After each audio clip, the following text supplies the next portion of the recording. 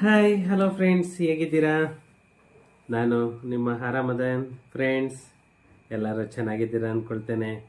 ಮತ್ತು ಇವತ್ತು ಒಂದು ಮುಖ್ಯವಾದ ವಿಷಯನ ತೊಗೊಂಡು ಬಂದಿದ್ದೀನಿ, ಅದ್ರ ಬಗ್ಗೆ ಮಾತಾಡೋಣ. ಅದಕ್ಕೂ ಮುಂಚೆ ಇನ್ನೂ ನನ್ನ ಚಾನಲನ್ನು ಯಾರೆಲ್ಲ ಸಬ್ಸ್ಕ್ರೈಬ್ ಮಾಡ್ಕೊಂಡಿಲ್ಲ ಹಾಗೆಯೇ ಸಬ್ಸ್ಕ್ರೈಬ್ ಮಾಡ್ಕೊಳ್ಳಿ. ಮತ್ತು ನಿಮ್ಮ ಫ್ರೆಂಡ್ಸು, ನಿಮ್ಮ ರಿಲೇಷನ್ಗೆಲ್ಲನೂ ನನ್ನ ವಿಡಿಯೋಸ್ ಮತ್ತು ನನ್ನ ಚಾನಲನ್ನು ಶೇರ್ ಮಾಡೋ ಮುಖಾಂತರ ನನಗೆ ಸಪೋರ್ಟ್ ಮಾಡಿ ಅಂತ ಹೇಳ್ತಾ, ಇವತ್ತು ಒಂದು ತುಂಬಾ ಮುಖ್ಯವಾದ ವಿಷಯ ತೊಗೊಂಡು ಬಂದಿದ್ದೇನೆ. ಅದ್ರ ಬಗ್ಗೆ ಮಾತಾಡೋಣ ಫ್ರೆಂಡ್ಸ್. ಟೈಮ್ ವೇಸ್ಟ್ ಮಾಡೋದು ಬೇಡ, ನಾವು ವಿಡಿಯೋಗೆ ಹೋಗೋಣ. ಇವತ್ತು ಒಂದು ಮುಖ್ಯವಾದ ವಿಷಯ ಅಂತಂದರೆ, ನೀವು ಯಾವುದೇ ಒಂದು ಕೃಷಿ ಭೂಮಿ, ಅಗ್ರಿಕಲ್ಚರ್ ಲ್ಯಾಂಡ್ ಅಂತ ಏನು ಹೇಳ್ತೀವಿ, ಆ ಅಗ್ರಿಕಲ್ಚರ್ ಲ್ಯಾಂಡನ್ನು ತಗೊಳ್ಬೇಕಂತ ಅಂದರೆ ನೀವು ಏನೇನು ಡಾಕ್ಯುಮೆಂಟನ್ನು ಪರಿಶೀಲನೆ ಮಾಡಬೇಕು, ಯಾಕೆ ಆ ಡಾಕ್ಯುಮೆಂಟನ್ನು ತಗೊಂಡಿಲ್ಲ ಅಂತಂದರೆ ಮುಂದೆ ಏನು ಪರಿಣಾಮ ಆಗುತ್ತೆ, ಅದರಿಂದ ನೀವು ಏನೆಲ್ಲ ಲಾಸ್ ಮಾಡ್ಕೊಳ್ಬೋದು ಅನ್ನೋದನ್ನು ನಾವು ಈ ವಿಡಿಯೋದಲ್ಲಿ ನೋಡೋಣ. ಯಾಕಂತಂದರೆ ಇವತ್ತು ತುಂಬ ಜನ ಮೋಸ ಹೋಗ್ತಾ ಇದ್ದಾರೆ, ತುಂಬ ಜನ ದುಡ್ಡನ್ನು ಕಳ್ಕೊಳ್ತಾ ಇದ್ದಾರೆ. ಅದು ಆಗೋದು ಬೇಡ. ಯಾಕಂದರೆ ಎಷ್ಟೋ ಜನ ಕಷ್ಟಪಟ್ಟಿರೋ ದುಡ್ಡು ಅದರಲ್ಲಿ ಇರುತ್ತೆ.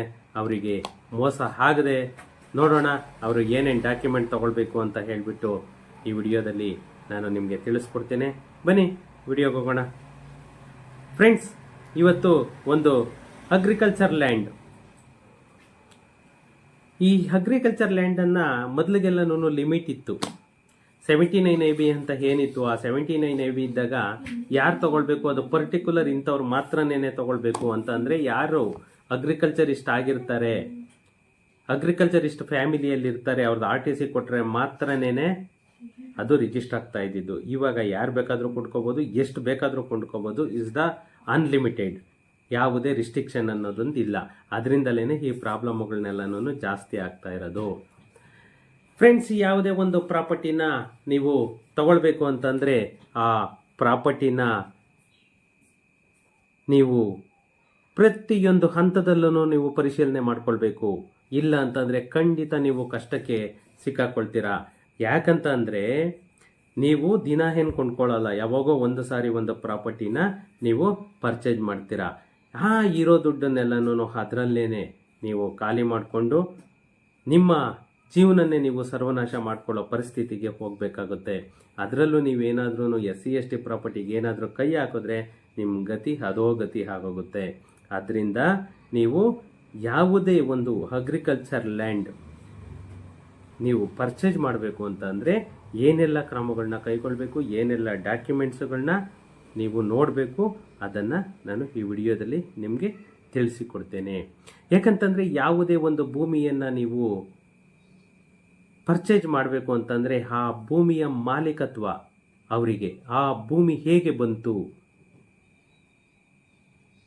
ಇವಾಗ ನಿಮಗೆ ಯಾರು ಸೇಲ್ ಮಾಡ್ತಾ ಇದ್ದಾರೆ ಅವರಿಗೆ ಆ ಭೂಮಿ ಹೇಗೆ ಬಂತು, ಅದನ್ನೇ ನಾವು ಅವ್ರದ್ದು ಪ್ರಸ್ತುತ ಇವಾಗ ಪ್ರೆಸೆಂಟ್ ಓನರ್ ಏನಿರ್ತಾರೆ ಅವ್ರದನ್ನು ನಾವು ಸೇಲ್ ಡೀಡ್ ಅಂತ ಹೇಳ್ತೇವೆ. ಆ ಸೇಲ್ ಡೀಡ್ ಇಂಪಾರ್ಟೆಂಟ್ ಅಲ್ಲ, ಅದಕ್ಕಿಂತ ಮುಂಚೆ ಡಾಕ್ಯುಮೆಂಟ್, ಪ್ರೀವಿಯಸ್ ಡಾಕ್ಯುಮೆಂಟ್ ಏನಿದೆ ಮದರ್ ಡಾಕ್ಯುಮೆಂಟ್ ಅಂತ ಹೇಳ್ತೇವೆ. ಆ ಮದರ್ ಡಾಕ್ಯುಮೆಂಟು ಅಲ್ಲಿ ನಿಮಗೆ ಅವರಿಗೆ ಹೆಂಗೆ ಬಂತು ಪ್ರಾಪರ್ಟಿ ಅನ್ನೋದು ಗೊತ್ತಾಗುತ್ತೆ. ಆ ಮದರ್ ಡಾಕ್ಯುಮೆಂಟಿಂದನೇ ಇವಾಗ ಪ್ರೆಸೆಂಟ್ ಓನರ್ ಯಾರಿರ್ತಾರೆ ಅವ್ರು ಸೇಲ್ ಮಾಡ್ತಾ ಇರೋದು ನಿಮಗೆ ಪಕ್ಕಾ ಗೊತ್ತಾಗುತ್ತೆ. ಆ ಉದ್ದೇಶದಿಂದಲೇ ನೀವು ಭೂಮಿನ ಪರ್ಚೇಸ್ ಮಾಡಬೇಕು ಅಂತ ಅಂದರೆ ಮೊದಲು ನೀವು ಚೆಕ್ ಮಾಡಬೇಕಾಗಿರೋದು ಅವರಿಗೆ ಭೂಮಿಯನ್ನು ಹೇಗೆ ತಗೊಂಡ್ರು ಅವರು, ಆ ಭೂಮಿ ಅವರಿಗೆ ಹೆಂಗೆ ಹುಟ್ಟಿ ಬಂತು. ಆ ಹಳೆ ದಾಖಲೆಗಳು ತುಂಬಾ ಇಂಪಾರ್ಟೆಂಟು. ಇವಾಗ ಎಷ್ಟೋ ಜನ ನೋಡಿ ಇವತ್ತು ನೋಟ್ರಿ ಮಾಡಿಸ್ಕೊಂಡು GPA ಮಾಡಿಸ್ಕೊಂಡು ಒಂದು ಖಾತಾ ಮಾಡಿಸ್ಕೋಬೇಕಂದ್ರೆ ಪಶ್ಚಾತ್ತಾಪ ಪಡ್ತಾ ಇದ್ದಾರೆ. ಆ ಥರ ಆಗಬಾರ್ದು ಅಂತಂದರೆ ನೀವು ಪ್ರತಿಯೊಂದು ಡಾಕ್ಯುಮೆಂಟನ್ನು ಕೂಡ ಚೆಕ್ ಮಾಡ್ಕೊಳ್ಬೇಕು. ಒಂದು ಪ್ರಾಪರ್ಟಿನ ನೀವು ಪರ್ಚೇಸ್ ಮಾಡ್ತಾ ಇದ್ದೀರಾ ಅಂತಂದರೆ ಅದು ಅಗ್ರಿಕಲ್ಚರ್ ಲ್ಯಾಂಡನ್ನು, ಆ ಅಗ್ರಿಕಲ್ಚರ್ ಲ್ಯಾಂಡ್ ಏನಿರುತ್ತೆ ಆ ಅಗ್ರಿಕಲ್ಚರ್ ಲ್ಯಾಂಡ್ ಸರ್ವೆ ನಂಬರ್, ಆ ಸರ್ವೆ ನಂಬರ್ ನಿಮ್ಗೆ ಏನು ಕೊಟ್ಟಿರ್ತಾರೆ ಪಾಣಿಯನ್ನು, ಆ ಸರ್ವೆ ನಂಬರಿಗೂ ಆ ಎಕ್ಸ್ಟೆಂಟಿಗೂ ನಿಮ್ಮ ಸೇಲ್ ಡೀಡ್ಗೂ ಟ್ಯಾಲಿ ಮಾಡ್ಕೊಳ್ಳಿ. ಆ ಪಾಣಿಯನ್ನು ತಗೊಂಡು ನಿಮಗೆ ಕೊಟ್ಟಿರೋ ಸೇಲ್ ಡೀಡು, ಆ ಸೇಲ್ ಡೀಡು ನಿಮಗೆ ಟ್ಯಾಲಿ ಆಗ್ತಾ ಇದೆಯಾ, ಎಕ್ಸ್ಟೆಂಟ್ ಆರ್ ಟಿ ಸಿನಲ್ಲೂ ಮತ್ತು ಸೇಲ್ ಡೀಡ್ ಶೆಡ್ಯೂಲಲ್ಲೂ ಕರೆಕ್ಟಾಗಿ ಮ್ಯಾಚ್ ಆಗ್ತಾ ಇದೆಯಾ, ಅದನ್ನು ನೀವು ಫಸ್ಟ್ ಚೆಕ್ ಮಾಡ್ಕೊಳ್ಬೇಕು. ಮತ್ತು ನೀವು ಆ ಪಾಣಿಯಲ್ಲಿ ಪಕ್ಕಾ ಲ್ಯಾಂಡ್ ಎಷ್ಟಿದೆ, ಖರಾಬ್ ಲ್ಯಾಂಡ್ ಎಷ್ಟಿದೆ ಅದನ್ನು ಚೆಕ್ ಮಾಡ್ಕೊಳ್ಬೇಕು.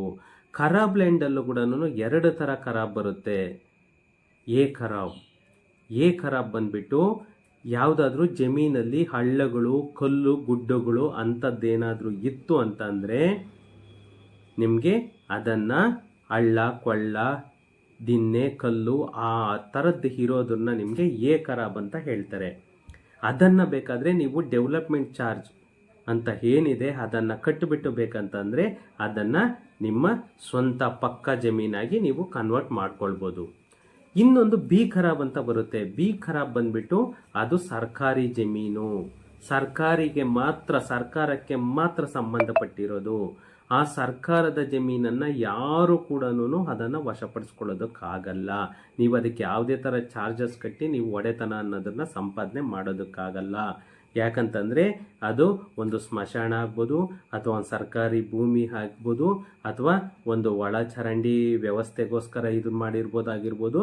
ಅಂಥದ್ದು ಯಾವುದಾದ್ರೂ ಒಂದು ಗೌರ್ನಮೆಂಟ್ ಇದಕ್ಕೆ ಅದನ್ನು ಸೀಮಿತವಾಗಿರುತ್ತೆ. ಅದಕ್ಕೆ ನಾವು ಬಿ ಖರಾಬ್ ಅಂತ ಹೇಳ್ತೀವಿ. ಇವನ್ನ ಮಾತ್ರ ನೀವು ಮಸ್ಟ್ ಆ್ಯಂಡ್ ಶುಡ್ ಅವ್ರ ಹತ್ರ RTC ತಗೊಂಡು RTCಯಲ್ಲಿ ಚೆಕ್ ಮಾಡ್ಕೊಳ್ಳೇಬೇಕು. ಇನ್ನು ಬನ್ನಿ ನಾವು ಯಾವ್ಯಾವ ಥರ ಡಾಕ್ಯುಮೆಂಟ್ಸನ್ನು ನಾವು ಚೆಕ್ ಮಾಡ್ಕೊಳ್ತಾ ಹೋಗಬೇಕು.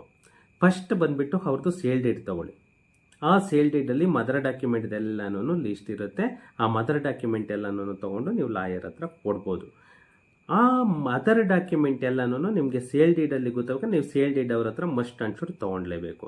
ಮತ್ತು ಎನ್ಕಂಬರೆನ್ಸ್ ಸರ್ಟಿಫಿಕೇಟ್, ಇ ಸಿ ಏನು ಹೇಳ್ತೀವಿ, ಆ ಇ ಸಿನ ಮಿನಿಮಮ್ 30 ರಿಂದ 35 ವರ್ಷದ ಇ ಸಿ ನೀವು ತೊಗೊಳ್ಲೇಬೇಕು. ಆವಾಗ ಏನಾಗುತ್ತೆ, ನಿಮಗೆ ಇ ಸಿಯಲ್ಲಿ ಯಾವ್ಯಾವುದು ಟ್ರಾನ್ಸಾಕ್ಷನ್ ಆಗಿದೆ, ಈ ಪ್ರಾಪರ್ಟಿ ಯಾರಿಂದ ಯಾರಿಗೆ ಬಂತು ಅನ್ನೋದು ಪಕ್ಕಾ ಗೊತ್ತಾಗುತ್ತೆ ನಿಮಗೆ ಇ ಸಿಯಲ್ಲಿ. ಆ ಇ ಸಿ ಕೂಡ ನಾನು ಎಲ್ಲಿ ಅಪ್ಲೈ ಮಾಡಬೇಕು ಅನ್ನೋದು ಕೂಡ ನೆಕ್ಸ್ಟ್ ವಿಡಿಯೋದಲ್ಲಿ ನಾನು ಹೇಳ್ತೀನಿ. ಮತ್ತು RTC ಪಹಣಿ ಅಂತ ಏನು ಹೇಳ್ತೀವಿ, ಆ ಪಹಣಿನಲ್ಲಿ ನಿಮಗೆ ಹಕ್ಕುಗಳು, ಋಣಗಳು ಮತ್ತು ಬೆಳೆಗಳ ದಾಖಲೆಗಳು, ಮತ್ತು ಮಾಲೀಕತ್ವ, ಮತ್ತು ಸರ್ವೆ ನಂಬರ್, ಮತ್ತು ಹಿಸ್ಸಾ ನಂಬರ್ ಇಷ್ಟು ಕೂಡ ನಿಮಗೆ RTC ಪಾಣಿಯಲ್ಲಿ ಮೆನ್ಷನ್ ಆಗಿರುತ್ತೆ. RTCಯಲ್ಲೇನೆ ನಿಮಗೆ ಖರಾಬ್ ಲ್ಯಾಂಡ್ ಆಗ್ಬೋದು, ಪಕ್ಕಾ ಲ್ಯಾಂಡ್ ಆಗ್ಬೋದು, ನಿಮಗೆ ಐಡೆಂಟಿಫಿಕೇಶನ್ ಆಗೋದು ಯಾವುದರಲ್ಲಿ, ಪಾಣಿಯಲ್ಲಿ. ಮತ್ತು ಮಿಟೇಷನ್ MR ಏನು ಹೇಳ್ತೀವಿ, ಮಿಟೇಷನ್ ರಿಜಿಸ್ಟರ್ಡ್, ನಿಮಗೆ ಅದರಲ್ಲಿ ಕೂಡ ನಿಮಗೆ ಸೇಮ್ ಯಾವುದಾದ್ರೂ ಕೇಸ್ ಇದೆಯಾ, ಅಥವಾ ಇವ್ರಿಗೆ ಖಾತಾ ಹೆಂಗಾಯಿತು, ಕ್ರಯದ ಮುಖಾಂತರ ಆಯಿತಾ ಅಥವಾ IHC ಮುಖಾಂತರ ಆಯಿತಾ, ಪ್ರತಿಯೊಂದು ಕೂಡ ನಿಮಗೆ ಮ್ಯೂಟೇಷನ್ನಲ್ಲಿ ತೋರಿಸ್ತಾರೆ. ಅದರಿಂದ ಮ್ಯೂಟೇಷನ್ ತೊಗೊಳ್ಲೇಬೇಕು. ಮತ್ತು ಆಕಾರ ಬಂದು ಟಿಪ್ಪಣಿ ಅಂತ ಏನು ಹೇಳ್ತೀವಿ, ಅದು ಬಂದ್ಬಿಟ್ಟು ನಿಮ್ಮ ಭೂಮಿಯ ನೀವೇನು ಪರ್ಚೇಸ್ ಮಾಡ್ತೀರಾ ಆ ಲ್ಯಾಂಡ್ ಗಡಿ ಬಾರ್ಡರ್ಸ್ ಅಂತ ಏನು ಹೇಳ್ತೀವಿ ಅದನ್ನು ತೋರಿಸುತ್ತೆ. ಅದನ್ನೇನೆ ನಾವು ಸರ್ವೆ ರೆಕಾರ್ಡ್ಸ್ ಅಂತ ಹೇಳ್ತೀವಿ. ಆ ಸರ್ವೆ ರೆಕಾರ್ಡ್ಸಲ್ಲೇನೆ ನಿಮಗೆ ಪೂರ್ತಿನೂ ನಿಮ್ಮ ಲ್ಯಾಂಡ್ದು ಬೌಂಡ್ರಿ ಎಲ್ಲನೂ ಸಿಗೋದು.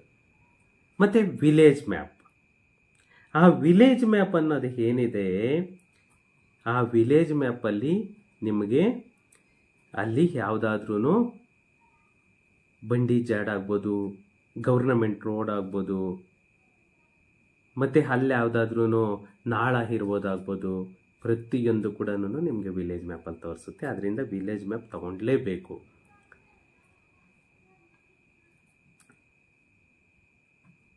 ಮತ್ತು ಯಾವುದಾದ್ರೂ ಲೋನ್ ಏನಾದರೂ ಇದೆಯಾ, ಇದ್ರ ಮೇಲೆ ಯಾವುದಾದ್ರೂ ಸಾಲ ಗೀಲ ಏನಾದರೂ ತೊಗೊಂಡಿದ್ದಾರಾ, ಅದನ್ನು ನಿಮಗೆ ಪಾಣಿಯಲ್ಲಿ ಬರುತ್ತೆ. ನಿಮಗೆ ಆ ಪಾಣಿಯಲ್ಲಿ ಬಂದಿರೋದು ನಿಮಗೆ ಅದಕ್ಕೋಸ್ಕರನೇ ಅದೇನು ಇರಬಾರ್ದು ಅಂದ್ರೆ ಒಂದು NOC ಅನ್ನೋದನ್ನು ನಿಮಗೆ ತಗೊಳ್ಬೇಕು.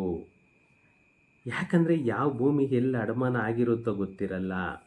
ಅದರಿಂದ ನೀವು ಆ NOC ಅನ್ನೋದನ್ನ ಕೂಡ ಒಂದು ತಗೊಳ್ಳೇಬೇಕು.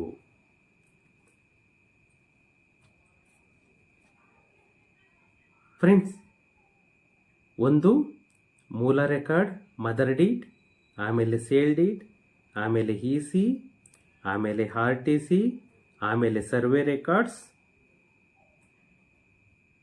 ರೆಕಾರ್ಡ್ಸ್, ಆಮೇಲೆ ಯಾವುದಾದ್ರೂ ಲೋನ್ ಇದ್ದರೆ ಅದೊಂದು NOC ಮತ್ತು ಕಂದಾಯ ರಸೀದಿ. ಇಷ್ಟು ಡಾಕ್ಯುಮೆಂಟನ್ನು ನೀವು ತಗೊಳ್ಳೇಬೇಕು ಅವ್ರ ಕಡೆಯಿಂದ. ಯಾವಾಗಿಂದ ಟ್ರಾನ್ಸಾಕ್ಷನ್ ಆಗಿದೆ ಅಲ್ಲಿಂದ ನೀವು RTC ತಗೊಳ್ಬೇಕು, ಅಲ್ಲಿಂದ EC ತಗೊಳ್ಬೇಕು. ಟ್ರಾನ್ಸಾಕ್ಷನ್ ಟು ಟ್ರಾನ್ಸಾಕ್ಷನ್ ನೀವು ಚೆಕ್ ಮಾಡ್ಕೊಳ್ತಾ ಹೋಗಬೇಕು. ಆವಾಗ ಮಾತ್ರನೇ ನಿಮಗೆ ಟ್ರ್ಯಾಕ್ ಅನ್ನೋದು ಸಿಗೋದು.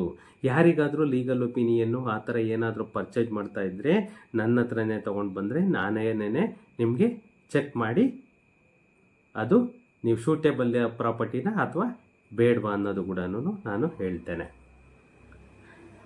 ನೀವು ಯಾವುದೇ ಒಂದು ಅಗ್ರಿಕಲ್ಚರ್ ಲ್ಯಾಂಡ್ ಆಗ್ಬೋದು, ಒಂದು ಸೈಟ್ ಆಗ್ಬೋದು, ಒಂದು ಮನೆ ಆಗ್ಬೋದು ತೊಗೊಳ್ಬೇಕು ಅಂತಂದರೆ ನೀವು ಡಾಕ್ಯುಮೆಂಟ್ ತೊಗೊಳ್ಳಿ ಅವ್ರ ಕಡೆಯಿಂದ, ತೊಗೊಂಡು ಬನ್ನಿ. ಒಂದು ನಾಮಿನಲ್ ಫೀಸಲ್ಲಿ ನಾನು ನಿಮಗೆ ಲೀಗಲನ್ನು ಚೆಕ್ ಮಾಡಿ ಹೇಳ್ತೇನೆ. ಓಕೆ ಫ್ರೆಂಡ್ಸ್, ಸಿಗೋಣ ನೆಕ್ಸ್ಟ್ ವಿಡಿಯೋದಲ್ಲಿ. Thank you.